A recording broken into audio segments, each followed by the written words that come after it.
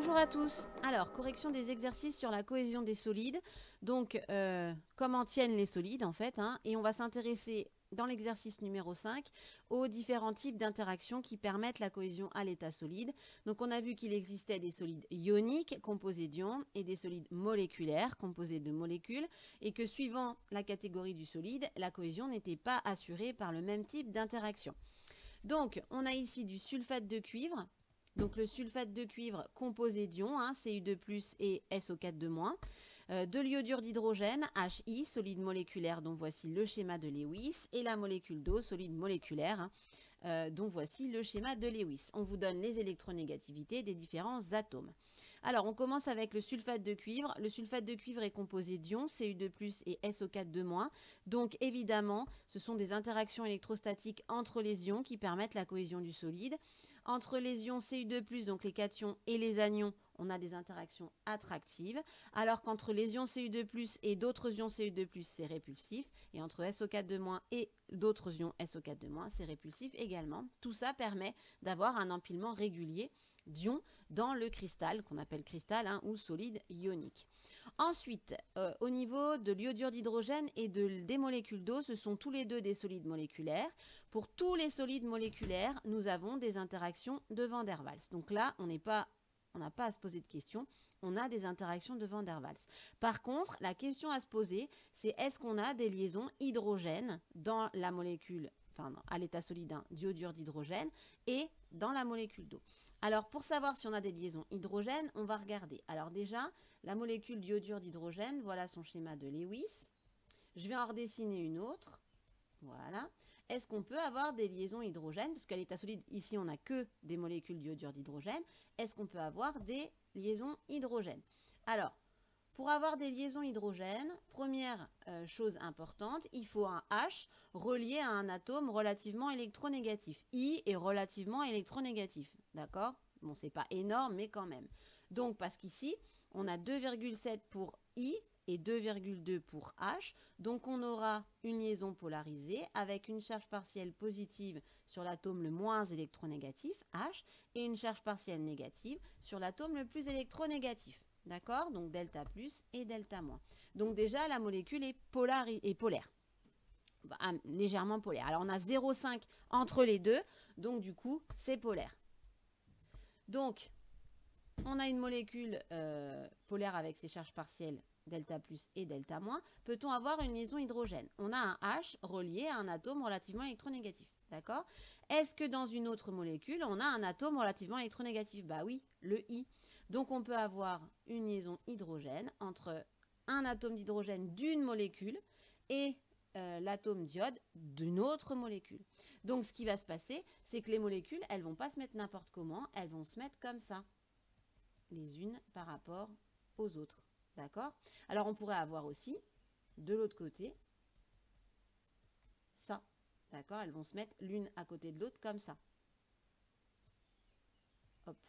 Donc, du coup, ça impose un empilement, ces liaisons hydrogènes. Alors, il y a autre chose, hein. Vous aviez le delta plus ici, le delta moins ici. Donc, forcément, interaction, les molécules, elles vont se mettre de telle manière que le pôle positif soit à côté du pôle négatif d'une autre molécule, etc., etc. C'est assez logique. Donc, pour Hi, on a des liaisons hydrogènes. Bon, pour la molécule d'eau, on l'a déjà fait plusieurs fois. La molécule d'eau, elle est polaire. Si je refais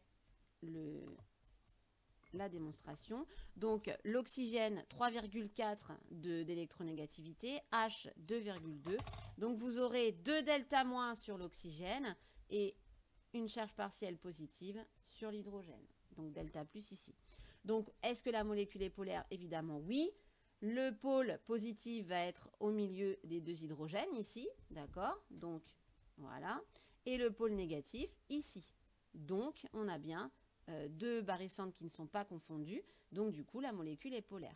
Est-ce qu'il y a des liaisons hydrogènes possibles? Si je dessine une autre molécule d'eau, voilà, hop, est-ce qu'on peut avoir des liaisons hydrogènes? Alors il nous faut un H relié à un atome relativement électronégatif. Bah tiens, ici ça marche, O 3,4 d'électronégativité et 13 électronégatif. Et sur une autre molécule, est-ce qu'on a un atome électronégatif? Bah oui, l'oxygène. Donc, liaison hydrogène possible entre le H d'une molécule d'eau et l'oxygène d'une autre molécule d'eau. On peut en avoir plein, hein, on l'a déjà vu avec la molécule d'eau, puisque ce H-là peut lui aussi former une liaison hydrogène, ces H-là aussi, etc., etc. Donc, il y a plein de liaisons hydrogènes. Ce qui impose, on l'a déjà vu, une structure très particulière à l'eau, à l'état solide. Donc, pour l'eau, on a également des liaisons hydrogènes. Donc, interaction de Van der Waals à chaque fois que vous avez des solides moléculaires, ça c'est tout le temps. Et les liaisons hydrogènes, il faut regarder si on a un H qui peut former une liaison hydrogène dans les molécules, si on a plusieurs molécules à chaque fois. Alors, l'exercice numéro 7. Les modèles des molécules donc d'éthanol, C2H6O et de dibrome, BR2, vous sont donnés ici. On nous demande de l'éthanol ou du dibrome, identifier quelle espèce est la plus soluble dans le cyclohexane de formule C6H12. On vous donne ici les électronégativités de HCO et BR. Alors, pour savoir ça, on a dit, il faut retenir qui se ressemble, s'assemble. Alors, c'est un peu trivial dans le sens, c'est non nuancé quand on dit ça, mais ça permet d'avoir une idée de ce qui va se passer. Alors déjà, le solvant, si on dit plus soluble dans, ce qui est après le dans, c'est le solvant. Donc ici, le solvant, c'est le cyclohexane. Donc on va se demander si le solvant est polaire ou apolaire. Et ensuite, en fonction de ce qu'on aura répondu, on regardera l'éthanol et le dibrome, on regardera s'ils sont polaires ou apolaires, et on verra tout de suite lequel sera le plus soluble dans le cyclohexane. Alors, au niveau du cyclohexane, il n'y a que des liaisons. Alors, le cyclohexane, hein, c'est un hexagone avec que des atomes de carbone, hein, on l'a déjà vu. Et sur chaque atome de carbone, j'ai 2 hydrogènes. Donc, ça fait 6 atomes de carbone et 12, puisqu'il y en a 2 par atome de carbone, 12 atomes d'hydrogène. Alors, cette molécule ne possède que des liaisons CC, donc qui vont être non polarisées, puisque c'est le même atome, et des liaisons CH. Or, l'électronégativité de C, c'est 2,6. L'électronégativité de H, c'est 2,2. La différence entre les deux, c'est 0,4. Donc, on peut considérer que les liaisons CH ne sont pas polarisées. Donc, au final, la molécule de cyclohexane ne contient pas de liaison polarisée, donc elle sera considérée comme apolaire. Donc, notre solvant ici est apolaire. Donc, les molécules qui vont bien se solubiliser dans un solvant apolaire sont les molécules plutôt apolaires. D'accord? Donc, on y va. Alors, au niveau du dibrome, le dibrome, c'est 2 atomes de brome, donc 2 mêmes atomes. Donc, c'est même pas la peine d'aller regarder l'électronégativité. La liaison ici n'est pas polarisée, donc le dibrome sera apolaire. Donc, déjà, on sait que le dibrome va bien se solubiliser dans le cyclohexane puisqu'il est apolaire et que le solvant est apolaire. On va vérifier quand même avec l'éthanol. Alors l'éthanol, des liaisons CH qui ne vont pas être polarisées, CC qui ne vont pas être polarisées, CO, alors attention, CO, elle est polarisée puisqu'on a 3,4 pour l'oxygène comme électronégativité et c'est 2,6. Donc on va avoir une charge partielle négative sur l'oxygène et une charge partielle positive sur le carbone. Ensuite, la liaison OH est elle aussi polarisée puisque H c'est 2,2 et l'oxygène 3,4. Donc du coup un deuxième delta moins sur l'oxygène qui est le plus électronégatif et une charge partielle positive sur le H. Donc au final, voici la partie de l'éthanol qui va être polaire. D'accord? Pourquoi? Parce que si on regarde delta plus, le barycentre des charges partielles positives se trouve ici, alors que le barycentre des charges négatives se trouve sur l'oxygène. Donc, ils ne sont pas confondus. Donc, la molécule ici est polaire à ce niveau-là. D'accord? Cette partie-là est plutôt apolaire, hein, mais bon, là, le but est de dire si la molécule est polaire ou apolaire. Elle est polaire. D'accord? Donc, on a une molécule d'éthanol polaire, une molécule de dibrome apolaire et un solvant apolaire. Donc, qui va être le plus soluble dans le cyclohexane, qui se ressemble, s'assemble, ça va être le dibrome qui est apolaire, donc de formule BR2. Donc, c'est lui qui va se solubiliser le mieux dans un solvant apolaire, donc dans le cyclohexane. Alors, l'exercice numéro 9, il fallait retrouver des équations de réaction de dilution. Alors, réaction, c'est pas vraiment ça, attention, hein, c'est pas une réaction chimique, puisque avant et après, on a toujours des ions, mais c'est le fait de dissoudre des solides ioniques dans l'eau. Ici, il n'y a que des solides ioniques. Alors, on y va pour repérer les solides ioniques. Alors, on a par exemple AgCl, donc qui contient des ions argent et des ions chlorure. Donc, on va les repérer. L'ion argent, évidemment, Ag+.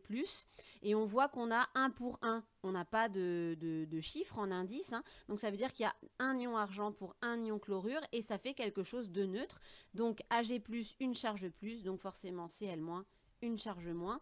Donc l'équation de dilution serait AgCl solide qui donne dans l'eau, on n'est pas obligé de le marquer, mais ce serait dans l'eau, l'ion Ag+, donc aqueux, solvaté, entouré de molécules d'eau, plus l'ion chlorure, Cl-, solvaté, entouré de molécules d'eau. 1 pour 1, puisqu'ici, une charge plus, une charge moins. C'est bien neutre, la solution est neutre, le solide est neutre. On continue. Alors ensuite, on a d'autres solides ioniques. On a par exemple FeCl2, donc le chlorure de fer 2, son nom. Alors là, FeCl2, on voit qu'on a un petit 2 en indice ici pour le chlore. Donc ça veut dire que quand on va dissoudre dans l'eau, on va récupérer 2 ions chlorure. Alors on sait déjà que la formule de l'ion chlorure, c'est Cl-. Donc on va récupérer 2 Cl-, donc il est quelque part, il est là. D'accord, 2 Cl- aqueux. Et donc forcément, ce sera quoi les ions fer? Si on a 2 Cl-, ça veut dire qu'on a 2 charges moins. Pour que ce soit neutre, il faut 2 charges plus. Donc ce sera Fe2+. Il est là, aqueux. D'accord? Donc attention à toujours garder l'électroneutralité de la solution. Ça veut dire qu'elle soit neutre au niveau des charges. On termine. Il y a un dernier solide ionique. Donc c'est AlCl3, le chlorure d'aluminium. Donc, attention, on a un 3 pour l'ion chlorure. Donc, ça veut dire ici, on a 3 Cl-. Ça veut dire qu'on va récupérer 3 Cl- aqueux. Donc, l'ion aluminium, donc les 3 Cl-, ils sont là. L'ion aluminium, vous devez le connaître, mais si vous vous en souvenez plus de sa formule, c'est pas grave. Vous savez qu'on récupère 3 charges moins. Donc, ça veut dire que, puisque Al, il n'y en a qu'un ici, Al est chargé 3 fois plus. D'accord? Donc, Al 3 plus ici pour l'équation de dissolution. Attention, je n'ai pas mis. Voilà, dans l'eau de ces solides ioniques. Alors, l'exercice numéro 11, calculer une quantité de solide à dissoudre. Donc ça fait appel à ce qu'on a vu sur les concentrations en quantité de matière de soluté dissous et concentration en quantité de matière d'ions effectivement en solution. Alors, on nous dit le bromure de magnésium de formule MgBr2 solide, donc c'est un solide ionique qui contient des ions Mg2+, et Br-. Donc, on va le dissoudre, ça va être ça notre soluté. Et la concentration en quantité de matière des ions bromure, donc des ions Br- dans la solution aqueuse qu'on obtient, est égale à 3 10 puissance moins 4 mol par litre. On nous donne l'équation de dissolution, donc MgBr2 donne Mg2+, plus 2Br-. Et on nous demande de calculer la quantité de matière N0 de bromure de magnésium à dissoudre pour préparer un volume de 100 ml de solution S. D'accord? Alors, ce qu'on peut faire, on nous donne la concentration en ion bromure dans la solution. Donc, ce qu'on connaît, c'est la concentration en ion Br-. Je rappelle qu'elle s'écrit entre crochets. On sait que ça vaut 3,0 10 puissance moins 4 mol par litre. Alors, quand vous avez ça, quand ça fait pas, vous n'êtes pas obligé de le faire, mais c'est mieux pour bien comprendre, un tableau d'avancement, une sorte de tableau d'avancement pour cette équation de dissolution avec le soluté qui donne la somme des deux ions, avec bien les coefficients devant. Alors, vous avez à l'état initial, donc x égale 0, on a N0 mol. Alors, c'est ce qu'on cherche. On cherche la quantité de matière de soluté à dissoudre. Donc, on cherche ce N0 et on n'a pas encore d'ion formé. Et quand on est à l'état final, on peut faire un tableau plus rapide. À l'état final, x égale x max, on aura N0 moins x max égale 0 puisqu'on aura dissous tout le soluté, sinon on n'obtient pas une solution homogène. Et on aura x max de Mg2+, et 2x max puisqu'on récupère 2 ions Br-, en quantité de matière d'ion Br-. Alors, ce qu'on peut voir tout de suite quand on fait ça, si N0 moins x max égale 0, ça veut dire que x max égale N0. D'accord? Alors, nous, on connaît la concentration en ion Br-. À quoi elle est égale par définition? Elle est égale à la quantité de matière finale de Br- qu'on récupère sur le volume de la solution. D'accord? Que je vais appeler V sol. Alors, si on regarde, on voit que NF de Br-, c'est quoi? C'est 2x max, d'après le tableau d'avancement. Donc, ça nous fait 2x max sur V de la solution. V de la solution que je connais. Or, d'après le tableau d'avancement encore, on voit que x max est forcément égal à n0. Donc, on voit que notre 2x max, c'est 2 fois n0 sur V de la solution. D'accord? Alors là, je le fais sans faire de calcul intermédiaire. Parmi vous, il y en a peut-être qui ont calculé d'abord nf de br- et ensuite qui ont calculé n0. Moi, je le fais comme ça directement. Donc, on arrive à, je réécris correctement, c'est beaucoup dire, mais concentration en ion Br- égale 2 fois n0 sur V de la solution. Je connais cette concentration en ion Br-, c'est 3,10-4 mol par litre. Je connais V de la solution, c'est 100 millilitres, et je cherche N0. Donc, il faut que je me débrouille pour trouver le N0. Donc, je fais passer V solution de l'autre côté. Donc, ça fait concentration en ion Br- fois le volume de la solution. D'accord, je fais passer. Et là, ça me fait 2N0. Donc, si je veux N0 tout court, je divise par 2. Et voilà mon calcul littéral poussé jusqu'au bout pour trouver la valeur de N0. Si je fais l'application numérique, donc N0 égale, attention aux unités, on est en mol par litre pour la concentration en ion Br-, donc 3 10 puissance moins 4 mol par litre. Donc il faut mettre V sol, V de la solution, en litres. On est à 100 millilitres, donc ça fait 100,0, attention aux chiffres significatifs, voilà, 10 puissance moins 3 litres. Et je divise tout ça par 2. D'accord? Alors, c'est quelque chose qu'on peut faire hop, sans calculatrice ici. 3 multiplié par 100. On est d'accord que ça fait 300. D'accord? 10 puissance moins 4 et moins 3. Puisqu'en fait, ça fait 10 moins 4 fois 10 moins 3. Donc, on rajoute, ça fait 4, 5, 6, 7, 300, 10 puissance moins 7. Et on divise par 2. Donc, ça fait 150. 10 puissance moins 7. Alors 10 puissance moins 7 quoi? C'est N0 qu'on cherche, une quantité de matière, donc mol. Alors si on l'écrit en notation scientifique, ça fait 150 10 moins 7, ça fait 1,50 10 puissance moins 5 mol. Alors est-ce qu'on est bon au niveau des chiffres significatifs? Ben non, parce qu'on n'en avait que 2 dans 3,0. Donc normalement c'est 1,5 10 puissance moins 5 mol. Donc vérifiez que c'est ce que vous avez trouvé. Et donc la conclusion ce serait qu'il faut dissoudre 1,5 10-5 mol de bromure de magnésium pour préparer cette solution, hein, celle qu'on veut, pour en préparer 100 millilitres. Voilà. Juste au niveau voilà, de la... Alors eux, dans la correction, hein, c'est un petit peu plus synthétique, d'accord? Et il n'y a pas la conclusion, mais on trouve bien 1,5 10-5 mol de soluté à dissoudre. Alors, l'exercice numéro 13. Calculer la masse de solide à dissoudre. Donc, c'est un peu la même chose que l'exercice précédent, sauf que cette fois-ci, on veut une masse. Alors, on veut préparer un volume de 50 ml, cette fois-ci, d'une solution de phosphate de sodium, de potassium, pardon, K3PO4, dont la concentration en quantité de matière des ions potassium effectivement en solution est 0,30 mol par litre. On nous donne l'équation de dissolution. Alors là encore, j'ai refait un petit tableau d'avancement.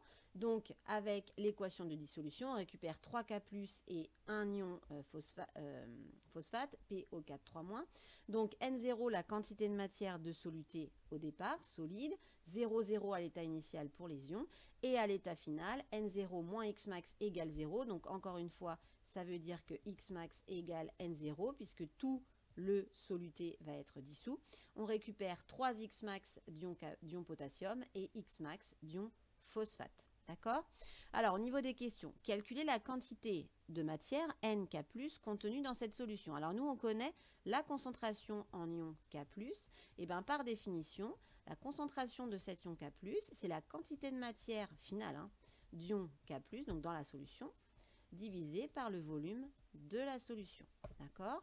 Donc, moi, je veux la quantité de matière en ion K+, donc je fais passer le volume de solution de l'autre côté. J'arrive à concentration en ion K+, fois le volume de solution. Donc voilà mon calcul littéral. Si je fais l'application numérique, on arrive à la quantité de matière d'ion K+, égale 0,30 donc la concentration en ion K+, fois le volume de solution, attention à mettre en litres, donc 50,0 10-3. Donc on met en litres puisqu'on a la concentration en mol par litre. Donc si on fait ce calcul, on arrive à 1,5. Je garde que deux chiffres à cause du 3 et du 0. Ici, il n'y en a que 2. 10 puissance moins 2. Attention, c'est une quantité de matière, donc en mol. Donc voilà pour la première question. Ensuite, on demande de déduire la quantité N0 qui est là de phosphate de potassium qu'on a dissous pour préparer la solution. Alors là, on va faire comme tout à l'heure, on va se servir du tableau d'avancement. On sait que NK+, c'est égal à 3x max. Et on sait que 3x max, x max, on sait que c'est N0. Donc 3x max, ce sera 3N0. Donc d'après le tableau, on sait que N de K+, égale 3x max. Et on sait que x max, c'est N0. Enfin, on le déduit, d'accord, du tableau. Donc ça nous fait 3 fois N0. Donc N0, c'est ça qu'on cherche, égale, je vais passer le 3 de l'autre côté, N de K+, divisé par 3. Donc voilà le calcul littéral. Si je fais l'application numérique, ça me donne N0 égale 1,5 10-2 divisé par 3. Et on arrive à 5,0, je garde deux chiffres, là j'en ai deux, 10 puissance moins 3, et c'est une quantité de matière, donc mol. Donc voilà pour la quantité de matière N0 de soluté à dissoudre au départ. En déduire la masse M0 correspondante. Donc on veut, parce que nous ce qu'on veut c'est une masse, puisqu'on peut peser le soluté pour le dissoudre. On n'a pas de mol mètre. Donc il faut trouver la masse. Or là, vous savez tous, la relation, c'est la masse égale donc M0, la quantité de matière, fois la masse molaire du soluté. Ici, c'est K3PO4. Alors, vous pouvez calculer la masse molaire de K3PO4 séparément ou là le faire directement. Donc la masse, ce sera N0, si je finis le calcul littéral, multiplié par.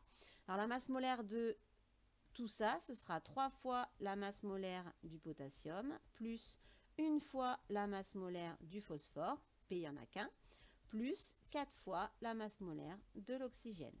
Si vous le calculez séparément, ça là, tout ça, ça fait 212,3 grammes par mol, mais on n'est pas obligé, on peut faire l'application numérique sans le faire à part. Donc N0, c'est 5 10 puissance moins 3, donc 5 10 moins 3, multiplié par, donc je fais ce calcul-là, 212,3 grammes par mol. Donc on a des mols fois des grammes par mol, on arrive bien à des grammes, et on trouve comme masse 1,06 grammes, et normalement je dois garder seulement deux chiffres significatifs, puisqu'à chaque fois là, j'en ai eu que deux, donc ça serait 1,1 g de soluté à dissoudre. Donc voilà pour un exercice typique. On vous donne la concentration en ions, vous en déduisez, vous faites un petit tableau si vous avez besoin. Après, vous n'aurez pas besoin de faire le tableau d'avancement si vous arrivez à vous souvenir que quand on récupère 3 ions, du coup, la quantité de matière est 3 fois plus grande. Donc c'est 3 fois X max, d'accord? Et que le X max, c'est toujours la quantité de matière de soluté au départ. Donc vous pouvez vous en sortir comme ça sans faire de tableau. Donc on vous demande ensuite la quantité de matière de soluté à dissoudre, et on peut vous demander évidemment, puisqu'expérimentalement c'est ce qui nous sert, on peut vous demander la masse de ce soluté à dissoudre. Voilà, j'espère que ça va pour ce type d'exercice-là. Alors, on continue avec l'exercice numéro 15. Alors ça, c'est en rapport avec les molécules tensioactives. Schématiser une goutte d'huile dans une émulsion. Alors une émulsion, c'est typiquement quelque chose où on a mélangé deux choses qui au départ ne se mélangent pas, mais en rajoutant quelque chose, une molécule tensioactive en l'occurrence. Alors une émulsion est obtenue en introduisant de l'huile dans une solution aqueuse de savon. Donc ça veut dire qu'on réussit à mélanger de l'huile et de l'eau, solution aqueuse, mais parce qu'on a mis du savon et en agitant. Alors la molécule de savon, c'est le modèle d'un ion carboxylate. Donc c'est ce qu'on a dans le savon, si vous avez regardé la vidéo que je vous avais donnée. Et qu'est-ce qu'on a? On a ce qu'on appelle un groupe alkyle. Alors c'est une chaîne ici, on l'a vu, hydrocarboné, donc que des carbones et des hydrogènes. Et cette chaîne, elle est hydrophobe. Hydrophobe, ça veut dire qu'elle n'aime pas l'eau. Phobe, qui n'aime pas, hydro, l'eau. Mais c'est aussi lipophile, parce que ça aime pas l'eau, mais ça aime bien le gras, ça aime bien ce qui est la graisse, d'accord? Donc l'huile. Donc en général, ce qui est hydrophobe est lipophile, phile qui aime, lipo, le gras, d'accord? Et pourquoi en fait hydrophobe, bah, c'est lipophile? Parce que ce qui est hydrophobe n'aime pas l'eau, donc n'est pas polaire, puisque ce qui est polaire aime l'eau. Et en général, ce qui n'est pas polaire, bah, c'est apolaire, et le gras est apolaire. Enfin, les molécules carbonées qu'on peut trouver dans l'huile sont apolaire, plutôt apolaire, d'accord? Donc, dans la molécule de savon, enfin, dans l'ion carboxylate, c'est pas une molécule, mais il y a Na+, avec, hein, il y a des ions Na+, mais là, ils ne le disent pas, d'accord? Dans cette entité, hein, dans le savon, vous avez une chaîne carbonée qui est hydrophobe et lipophile. Mais vous avez une tête, donc qui est représentée ici par ce cercle-là, qui est ce qu'on appelle le groupe carboxylate, c'est COO-, d'accord? Donc, c'est la tête ionique, ici. Et ça, c'est polaire. Donc, c'est hydrophile. Donc, ça aime l'eau. Mais du coup, c'est lipophobe. Ça n'aime pas le gras. D'accord? Donc, hydrophile, lipophobe. Hydrophobe, lipophile. Donc, ce qu'on vous demande, c'est une goutte d'huile. Donc, on a une goutte d'huile. Donc, voilà, ça, c'est de l'huile dans l'émulsion. Et on vous demande de représenter, bah, il y a du savon. Il y a des molécules de savon. Comment vont se mettre les molécules de savon autour de cette goutte d'huile? Bah, si on a compris, ce qui est lipophile, c'est ça, ça va se solubiliser avec l'huile. Et par contre, la tête lipophobe, donc hydrophile, elle va être à l'extérieur. Elle ne va pas être solubilisée dans l'huile. Et donc, ce qui va se passer, bah, c'est qu'on va avoir les molécules de savon, enfin les molécules, j'exagère à chaque fois avec molécules, mais bon, on va dire ça comme ça pour simplifier, vont se placer d'une certaine manière au niveau de la goutte d'huile. Ce qui est lipophile va se solubiliser dans l'huile. Par contre, la tête, ce qu'on appelle la tête polaire, qui est hydrophile, elle va rester à l'extérieur. D'accord? Et elle va se solubiliser dans l'eau. Donc, en fait, dans l'émulsion, c'est comme ça que ça se passe. On a plein de gouttes d'huile avec les molécules de savon qui permettent à la fois de solubiliser l'huile et l'eau. C'est-à-dire que on va avoir un mélange de l'huile et l'eau parce que ces petites têtes polaires vont être solubles dans l'eau, les longues chaînes carbonées sont solubles dans l'huile et donc on arrive comme ça à avoir quelque chose qui se maintient ensemble, c'est-à-dire une émulsion. C'est ce qu'on appelle une émulsion. Donc quand c'est homogène, l'émulsion est homogène, c'est qu'on a mis suffisamment de savon. Si on n'en met pas suffisamment, bah, on risque d'avoir une émulsion qui n'est pas complètement homogène. Voilà pour ce petit exercice sur les molécules tensioactives. Alors, on continue avec le numéro 19. Donc ça, c'était par rapport à l'extraction par solvant volatile ou l'extraction liquide-liquide. Alors, on vous dit qu'on dispose de 3 solvants et d'une solution aqueuse, hein, donc c'est à base d'eau, contenant une espèce chimique colorée. Donc, elle est colorée, l'espèce chimique. Et on veut l'extraire de l'eau. Donc, elle est dans l'eau au départ. On réalise l'extraction de cette espèce avec l'un des 3 solvants proposés ci-après. Donc, on nous donne l'éthanol, le cyclohexane et le dichlorométhane. On nous dit que l'espèce chimique à extraire est peu soluble dans l'éthanol, soluble dans le cyclohexane et soluble dans le dichlorométhane. Que l'éthanol est miscible avec l'eau, donc ça se mélange. Le cyclohexane et le dichlorométhane ne sont pas miscibles avec l'eau. Et on nous donne les densités des 3 solvants. Ensuite, on nous donne les pictogrammes, donc inflammable pour l'éthanol, inflammable, dangereux pour l'environnement et toxique pour le cyclohexane. Et attention, le dichlorométhane, c'est très dangereux pour la santé puisque ça peut causer des mutations. Donc en gros, ce pictogramme sous-entend que ça peut être cancérigène. Alors, on vous demande, donc voilà le schéma de l'ampoule à décanter après extraction. Donc c'est à la fin. Normalement, il y a une ampoule à décanter avant agitation. On agite et voilà ce qu'on obtiendrait à la fin. Donc, on observe 2 phases, puisqu'ici, on a l'interface entre les 2 phases. Donc, une première phase ici et une deuxième phase ici. Alors, je ne mets rien d'autre pour l'instant. Et cette phase est colorée. Donc, ça sous-entend qu'on a réussi à extraire notre espèce colorée et qu'elle se trouve dans cette phase-là, puisque c'est la phase colorée. Donc, puisque au départ, on avait une phase aqueuse et qu'on a réussi à extraire notre espèce chimique de cette phase aqueuse et qu'elle se trouve ici, ça veut dire que la phase aqueuse, il n'y a plus l'espèce chimique dedans, donc elle est au-dessus ici. Et ça veut dire que cette autre phase qui est en dessous est la phase qu'on appelle organique et qu'elle contient notre espèce chimique plus un solvant. Alors, il faut déterminer quel solvant. La phase aqueuse, elle, contient l'eau. D'accord? Alors, je réponds à la question en même temps. Hein, d'accord? Donc, la phase aqueuse, on connaît sa densité. La densité de l'eau à connaître par cœur, hein, c'est... Elle n'est pas donnée ici d'ailleurs, c'est 1. Donc, la densité, c'est 1. Donc, ça veut dire que la phase organique contient un solvant qui a une densité plus grande que 1. Bah, c'est qui? 0,79, 0,78, 1,33, c'est le dichlorométhane. Donc, ça veut dire qu'ici, le solvant qu'on a utilisé, c'est le dichlorométhane avec une densité plus grande que celle de l'eau. Donc, il va se retrouver dans la phase inférieure avec l'espèce chimique. Est-ce que l'espèce chimique est bien soluble dans le dichlorométhane? Oui, donc ça marche bien. L'éthanol, lui, ça n'aurait pas pu marcher. Pourquoi? Parce que il n'est pas miscible, il est miscible avec l'eau. Donc, on aurait eu une seule phase avec l'éthanol. Donc, ça n'aurait pas, notre extraction n'aurait pas été intéressante. D'accord?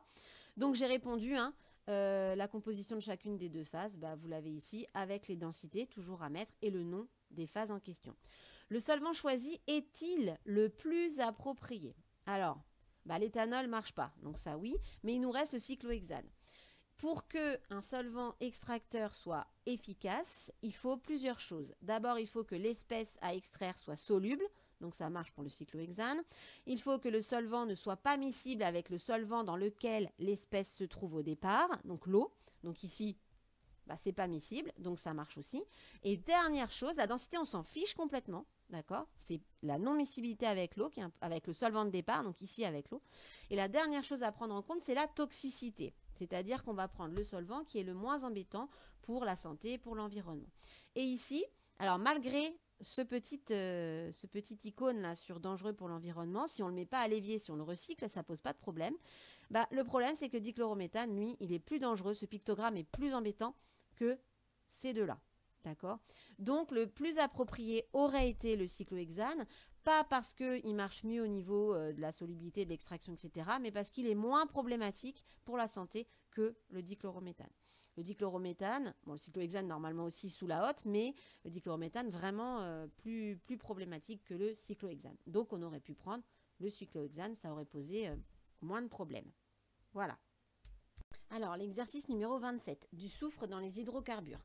Donc, on nous parle des alcanes thiols, donc de formule CnH2n plus 1 SH, ça veut dire N atomes de carbone, 2 fois N plus 1 atomes d'hydrogène, 1 atome de soufre et 1 atome d'hydrogène.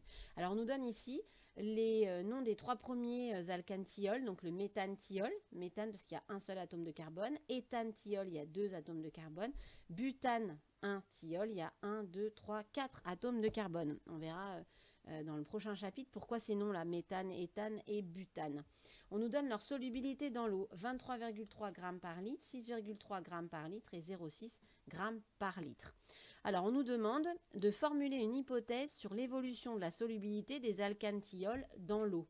Qu'est-ce qu'on voit? On voit que la solubilité, soit elle augmente comme ça, d'accord? Donc, soit vous dites que la solubilité augmente, ou alors vous dites que quand on va vers le bas, la solubilité diminue. C'est plus logique de mettre la flèche dans le sens où ça augmente. Donc, on aurait ça.